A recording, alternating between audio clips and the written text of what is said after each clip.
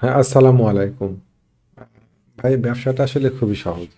আমরা ব্যবসাটা করতে পারি না, আর ব্যবসার দোষ দিই। ব্যবসাটা খুব ডিসিপ্লিনড একটা ব্যবসা। আমরা যদি ডিসিপ্লিনড না হতে পারি, তাহলে আমরা যত কৌশলই শিখি না কেন, এই কৌশলগুলো আমাদের কোনো কাজে লাগবে না। আমাদের অবশ্যই কিছু কৌশল থাকতে হবে, কিন্তু সেই কৌশলগুলো প্রয়োগ করতে হবে ডিসিপ্লিনড ওয়েতে। আপনি যদি একটু আপনার ডিসিপ্লিন থেকে সরে আসেন, তাহলে পরে আপনার চোরাবালির মধ্যে আটকা পড়ে যাবেন। কোনো উপায় নাই এখান থেকে বের হওয়ার। ডিসিপ্লিনড, ডিসিপ্লিনড, ডিসিপ্লিন এই মার্কেটের মূল মন্ত্র। তারপরে আপনার কাছে কিছু কৌশল থাকবে, আপনি কিছু সার্টেন কৌশল ইউজ করবেন, যে কৌশলগুলো আমি আমাদের পার্টিসিপেন্টদেরকে শেখাই। সাপোর্ট, রেজিস্ট্যান্স, জোন, চার্টের সুইট স্পট, তারপরে স্ট্রাকচার, ট্রেন্ড, চার্টের একটা ট্রেন্ড ধরা, তারপরে সার্টেন মুভিং অ্যাভারেজের ব্যবহার, ফিবোনাক্কির ব্যবহার, তারপরে প্রাইস ব্লকের ব্যবহার শেখায়, মুভিং অ্যাভারেজ ব্লকের ব্যবহার শেখায়, পিন পয়েন্ট কিছু কেনার পদ্ধতি শেখায়, পিন পয়েন্ট কিছু বিক্রি করার পদ্ধতি শেখায়। এর পাশাপাশি আমি শেখানোর চেষ্টা করি ডিসিপ্লিন। ডিসিপ্লিন না হলে পরে এই টোটাল শিক্ষার কোনো দাম নাই। আমাদের কাছে আমরা টাকা নিয়ে বসে থাকতে পারি না। আমরা শেয়ার কেনার পরে লস নিয়ে বসে থাকতে পারি ৬ মাস, ১ বছর, ২ বছর। কিন্তু টাকা নিয়ে আমরা ২ দিন বসে থাকতে পারি না। আমরা শেয়ার বিক্রি করে ওই দিনই শেয়ার কিনতে চাই। অনেক হাউজে আছে শেয়ার বিক্রি করার পরে যদি ওই দিনকে না কেনা যায়, তাহলে পরের দিনকে কিনতে দেয় না। আমরা আমরা শেয়ারটা বিক্রি করে একটা দিনও অপেক্ষা করতে চাই না। শেয়ার বিক্রি করব, আজকেই শেয়ার কিনবো। আচ্ছা ঠিক আছে, আপনি আজকেই শেয়ার কিনেন, কিন্তু সব টাকা দিয়েই শেয়ার কিনবো, এবং সব টাকা দিয়ে একটা শেয়ার কিনবো। সব টাকা দিয়ে যদি আমরা একটা শেয়ার কিনি, তাহলে ২টা প্রবলেম হয়। প্রথম প্রবলেম, যদি কোনো কারণে শেয়ারটা লসে রান করে, তাহলে পরে আমরা ওই শেয়ারটা স্টপ লস নিতে পারি না। শেয়ারটা অল্প লসে বিক্রি করতে পারি না। ক্রমান্বয়ে লস বাড়ে, আর আমাদের লসের পরিমাণও বাড়তে থাকে। যেহেতু অনেক টাকা, 2%, 5%, 10% লস হলে পরেও, সেই ধরেন ১০ লাখ টাকায় 10% লস মানে হচ্ছে প্রায় ১ লাখ টাকা। আমরা তখন সে লসটা আর নিতে পারি না। আস্তেই লসের পরিমাণ ২ লাখ, ৩ লাখ, ১০ লক্ষ টাকায় ৪ লাখ লস হয়ে যায়। আমরা তখন সেই শেয়ারটার অধীনে চলে যাই। ঠিক এরকম সময় যদি শেয়ারটা রাইটের ঘোষণা দেয় প্রিমিয়াম সহকারে, তাহলে আমরা কোথা থেকে টাকা নিয়ে আসবো বাসা থেকে? আমাদের মনের মধ্যে তখন কত আশঙ্কা কাজ করে। আমরা সেই শেয়ারটাতে মানে একটা অনির্দিষ্ট সময় আটকা পড়ে গেলাম চোরাবালির মধ্যে। একটুও নড়তে পারবো না, একটুও চড়তে পারবো না। টাকার দরকার হলে পরেও আমরা বিক্রি করতে পারবো না। কারণ এত টাকা লস নিয়ে একটা শেয়ার বিক্রি করা আম তো চারটিখানি কথা না। বুকের পাটা থাকা লাগবে। আবার সে লস কি রিকভারি করা সম্ভব? সে লস যদি রিকভারি করতে যাই বিক্রি করে, আবার রিভেঞ্জ ট্রেড হবে। আবার ক্ষতির মধ্যে পড়বো আমরা। আবার অনেক টাকা দিয়ে, সব টাকা দিয়ে একটা শেয়ার কেনার বা খুব বেশি শেয়ার কেনার আরেকটা সমস্যা হচ্ছে, আমরা লাভ করলে পরেও লাভটা নিতে পারি না। যখন লাভ করতে শুরু করে দিই, তখন আমরা কল্পনার জাল বোনা শুরু করে দিই যে টাকা ২ গুণ হবে, ৩ গুণ হবে, বা এভাবেই শেয়ারটা বিক্রি করবো, ডবল হলে বা আরেকটা শেয়ার কিনবো, সে সেটাও ডবল হবে। আমরা এভাবে কল্পনার জাল বুনতে শুরু করে দিই। ওই সেই মৌলানা সাহেবের মতন। পাশের গ্রামে জমিদারের বাড়িতে দোয়া মাহফিল করে তিনি বেশ কিছু উপঢৌকন পেয়েছেন। ফিরতে, ফিরতে রাত হয়ে গেল। পথিমধ্যে এক গ্রামে এক কুমারের বাড়িতে তিনি আশ্রয় নিলেন।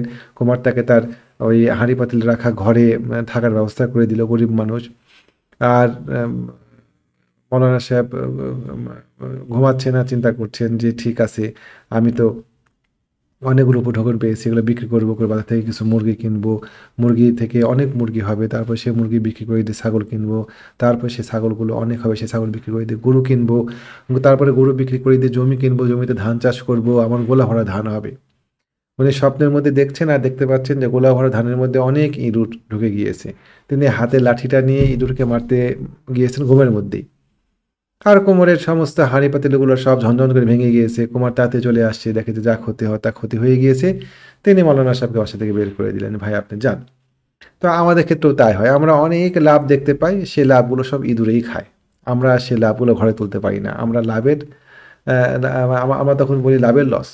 আমাদের লাভ হয়েছিল, কিন্তু সে লাভ আর লাভ নিতে পারি, লস হয়। অনেক টাকার শেয়ার কিনলে বা অনেক বেশি পরিমাণ শেয়ার কিনলে এই ধরনের সমস্যাগুলো হয়।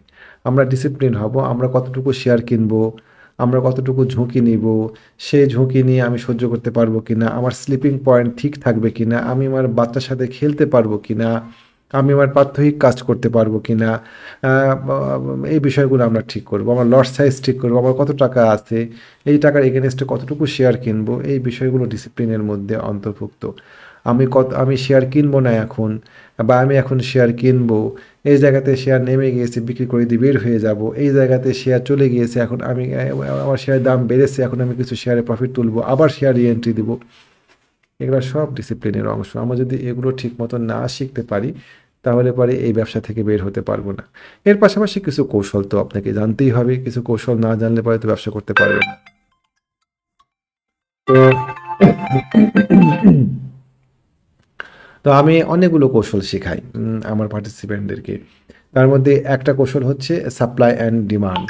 সাপ্লাই এবং ডিমান্ড নিয়ে আমরা আপনাদেরকে দেখাবো যে প্রাইস যখন সাপ্লাই এবং ডিমান্ডের কাছে আসে, তখন আমরা কি আচরণ করব, মানে তখন প্রাইস কি আচরণ করে এবং আমরা সেখানে কি ধরনের পদক্ষেপ নিতে পারি। দেখেন, আমি একটা শেয়ার নিয়ে, জাস্ট এটা শিক্ষামূলক, এটা কোনো বাই সেলের না। আমি সাপ্লাই ডিমান্ডের মুখে পড়ে আছে এই শেয়ারটা, তাই আমি আপনাদের সামনে উপস্থাপন করলাম বিডি অটো কার।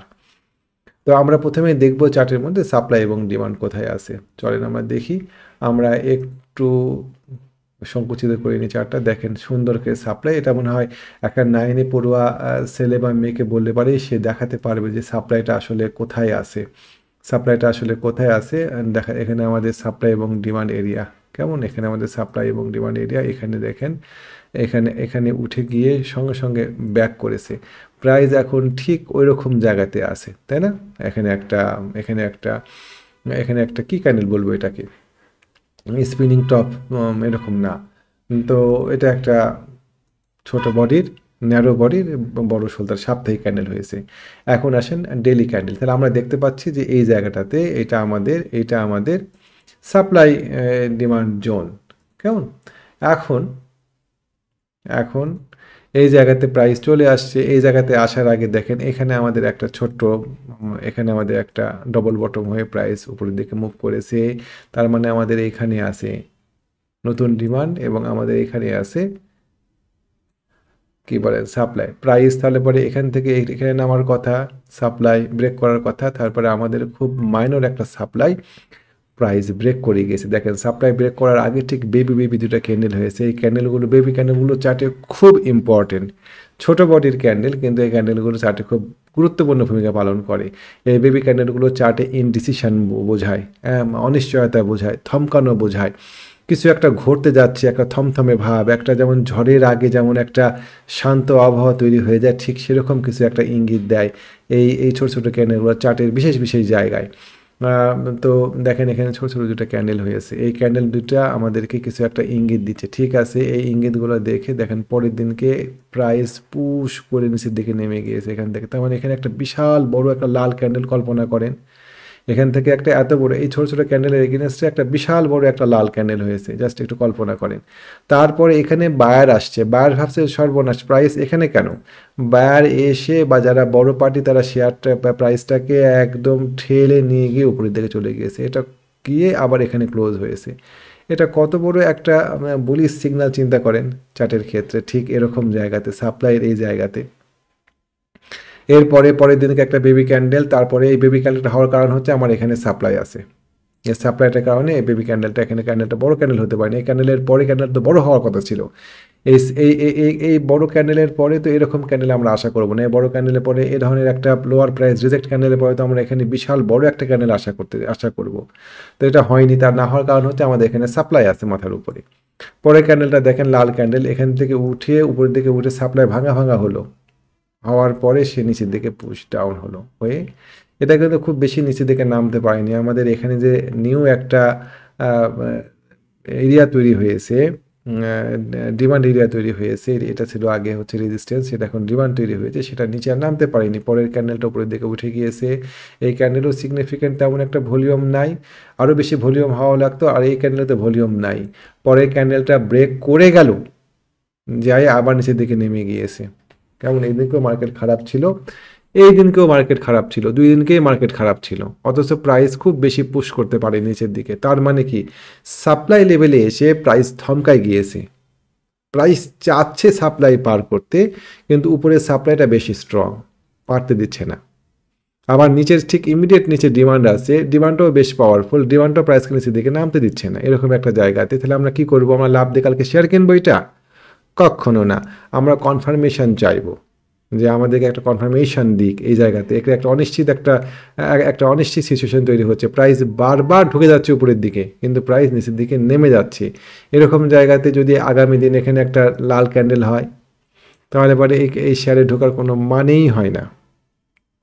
তাহলে পরে আবার নিচের দিকে নেমে যদি এই সাপ্লাই নিচে যদি নেমে ডিমান্ডের নিচে যদি প্রাইস নেমে যায় তাহলে আমার এই জোনের মধ্যে প্রাইস ঢুকে যাবে।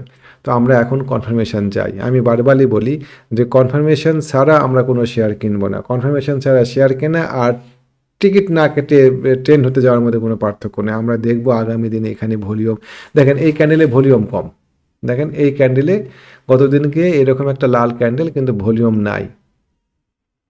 কেমন? ভলিউম নাই, তার মানে ক্রেতা বিক্রেতার আগ্রহ নাই এটাতে, মানে যারা বিক্রি করবে তাদের বিক্রি করার আগ্রহ নাই।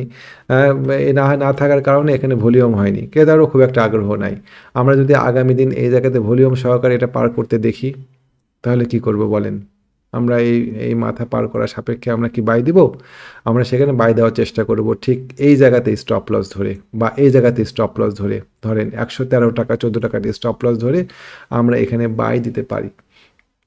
আমাদের প্রফিট টার্গেট তাহলে কত হবে? চলেন দেখি। আমাদের প্রফিট টার্গেট বের করতে গেলে আমরা সাপ্তাহিক চার্টে যাব। আমাদের প্রফিট টার্গেট হবে 177 টাকা 175 টাকা। আমাদের বর্তমান প্রাইস চলে কত? 122 টাকা, তাই না? 122 টাকা, তার মানে মোটামুটিভাবে 50 টাকার একটা টার্গেট তৈরি হচ্ছে। আমাদের লস কত হচ্ছে? 15 টাকা। 3 15 45, 1:3 রিস্ক রিওয়ার্ড রেশিও। আমরা এখানে 13 টাকা ঝুঁকিতে ফেলবো ব্রেক করা সাপেক্ষে, 13 টাকা ঝুঁকিতে ফেলবো 45 টাকা, বা 15 টাকা ঝুঁকিতে ফেলবো 45 টাকা লাভ করার আশায়।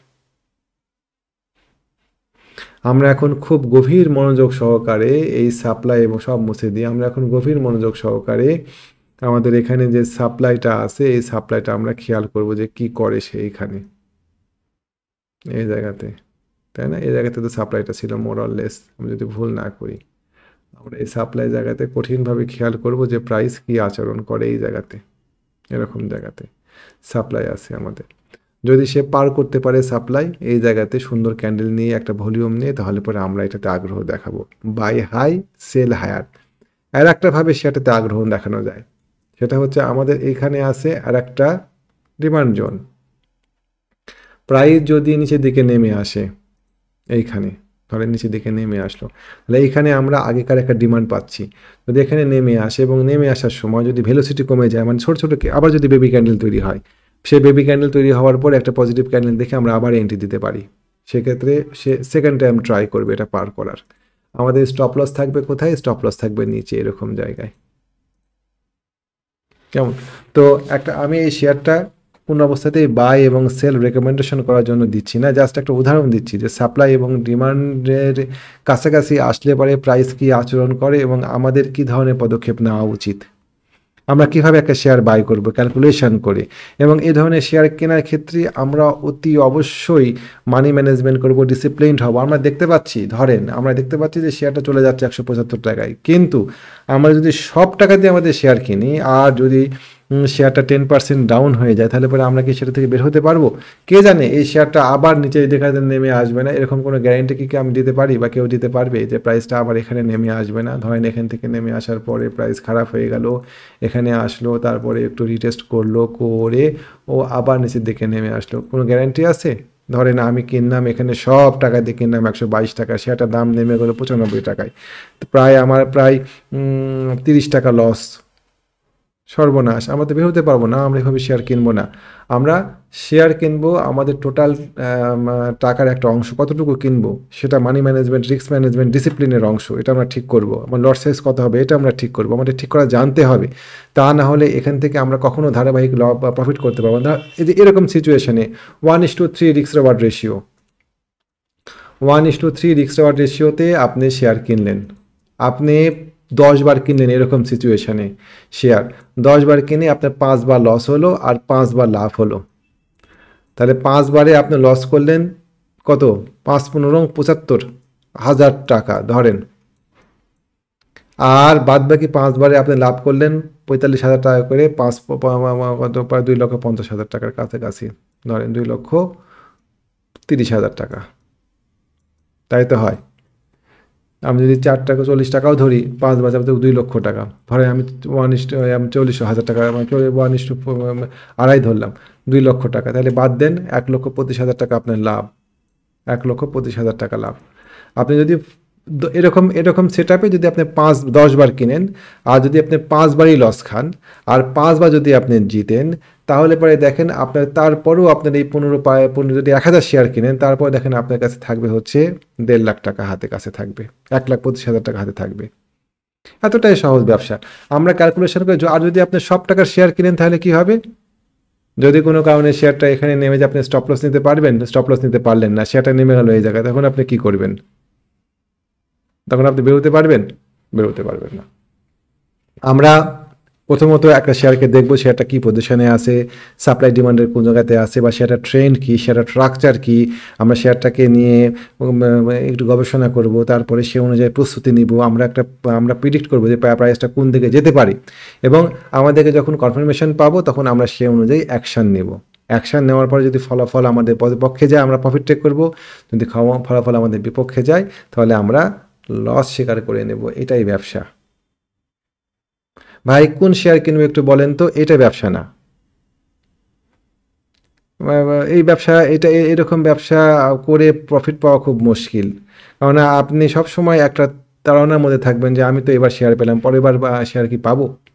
এরকম আপনাদেরকে আরেকটা শেয়ার দেখাই, সাপ্লাই এবং ডিমান্ড জোনের কাছাকাছি। আমি কিন্তু কোনো শেয়ার রেকমেন্ডেশন করছি না, এটা সাপ্লাই এবং ডিমান্ড জোনের কাছাকাছি কি গেছে। আমি অনেকগুলো কৌশল প্রয়োগ করি শেয়ার কেনার ক্ষেত্রে। মুভিং অ্যাভারেজে কিছু কৌশল আছে, মুভিং অ্যাভারেজ ব্লক আছে, প্রাইস অ্যাকশনে প্রাইস ব্লক আছে, স্ট্রাকচার আছে, এরকম আরও অনেকগুলো কৌশল আমাদের আছে। আমি জাস্ট সাপ্লাই এবং ডিমান্ড নিয়ে আজকে আপনাদের কাছে দেখাচ্ছি। তারপর চলেন ইফাত অটো।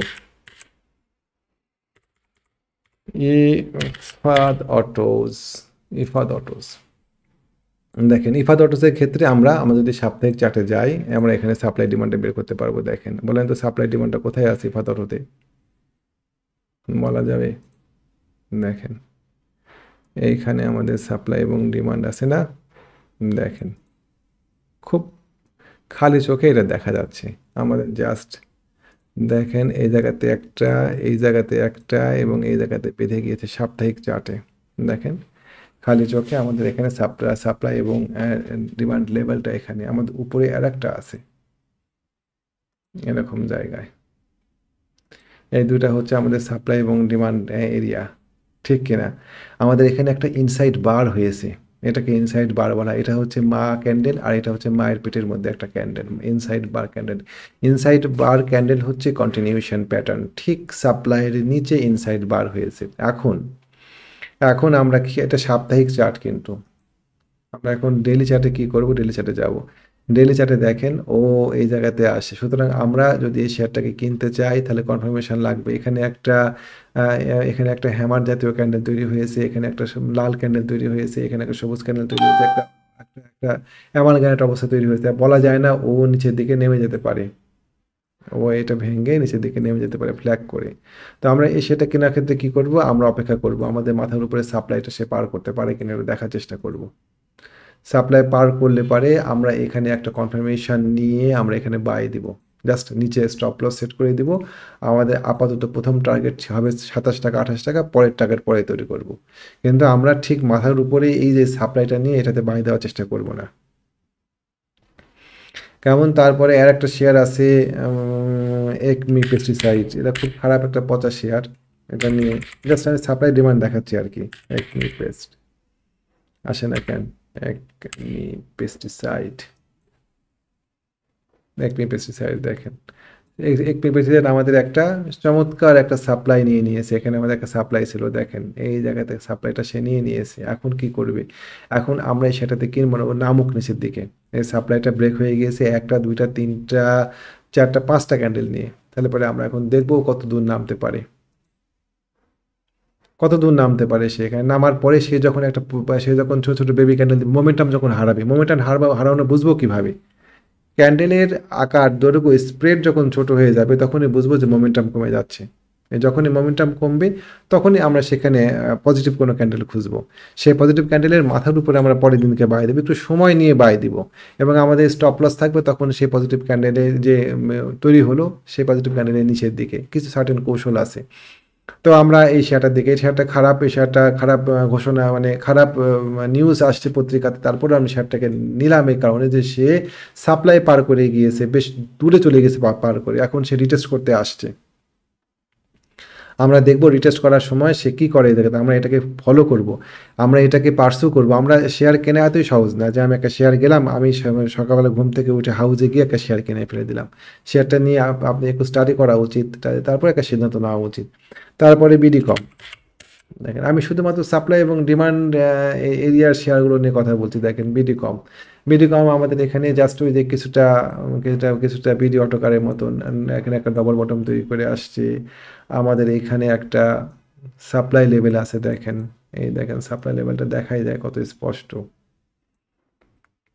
এরকম সাপ্লাই লেভেলের কাছে আসছে। দেখেন ও কত ভেলোসিটি নিয়ে পড়ছে, এই কত বড় বড় ক্যান্ডেল। আমরা এই বড় বড় ক্যান্ডেলের উপরে ব্লাইন্ড বাই দিব না, আমাদের এরকম ছোট ছোট কিছু ক্যান্ডেল তৈরি, দেখেন ছোট ছোট ক্যান্ডেলগুলো আমি আগেই বলেছি যে থমথমে, মানে বড় কিছু হওয়ার আগে ছোট ছোট ক্যান্ডেলগুলো আমাদের সতর্ক করে দেয়। দেখেন এখানে ছোট ছোট ক্যান্ডেলগুলো তৈরি হয়েছে না, এখানে একটা হ্যাঙ্গিং ম্যান, এখানে একটা শুটিং স্টার, এখানে আর একটা ছোটো ক্যান্ডেল। এই ক্যান্ডেলগুলো কিন্তু ঝড়ের পূর্বাভাস, যে কিছু একটা হতে যাচ্ছে, সাবধান।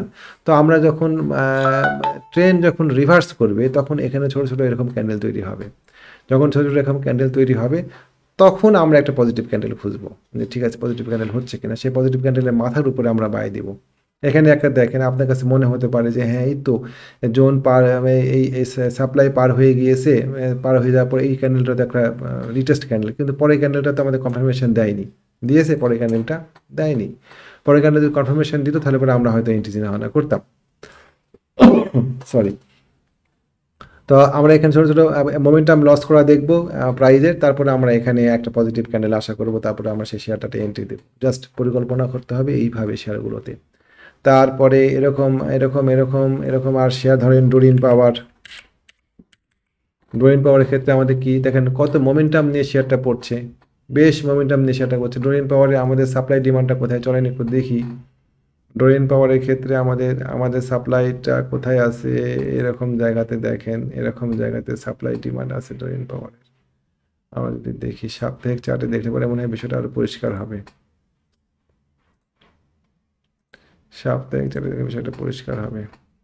এই দেখেন এবার পরিষ্কার দেখতে পাচ্ছেন ডোরিন পাওয়ারের, এখানে হচ্ছে আমাদের সাপ্লাই, এই দেখেন। এখন দিল্লিতে আসি, আমরা সাপ্লাই পেয়ে গিয়েছি। এখন আমাদের এখানে দেখেন একটা এবিসিডি প্যাটার্ন তৈরি হয়ে আছে, এখানে হচ্ছে পড়তেছে পড়তেছে পড়তে পড়তে এখানে একটা ফ্ল্যাগও ধরতে পারেন, যে একটা ফ্ল্যাগ তৈরি হয়েছে বা একটা এবিসিডি তৈরি হয়েছে, একটা ফ্ল্যাগ তৈরি হয়েছে। এই ধরনের ফ্ল্যাগগুলোকে আমি খুব ভয় পাই। আসছে না কেন আমার হাতে, এটা এই যে ফ্ল্যাগ তৈরি হয়েছে, ফ্ল্যাগ তৈরি হয়ে এটা সেটা ধরেনি পর্যন্ত নামতে পারে। আমি যদি এবিসিডি ধরি তাও ধরা যায়। আমি ট্রেন বেস এবিসিডি ধরলাম, এখান থেকে নিলাম নিলাম, এই দেখেন 27 টাকা 80 পয়সা এবিসিডির টার্গেট।